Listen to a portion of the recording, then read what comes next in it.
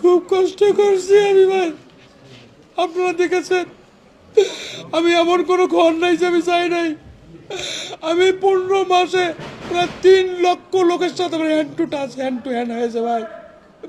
আমি তাদের সঙ্গে কথা বলেছি, তারা আমাকে যেভাবে আশ্বস্ত করেছে, আমাকে যেভাবে তারা ভালোবাসছে, আমার প্রতি তাদের যে সিম্পেথি, ভালোবাসা, আমার বিশ্বাস ছিল যে আমি এবার বিপুল ভোটের ব্যবধানে আমি জয়লাভ করতাম ভাই। আমাকে চিন্তাই করা হয়েছে, আমার রায়কে চিন্তাই করা হয়েছে ভাই।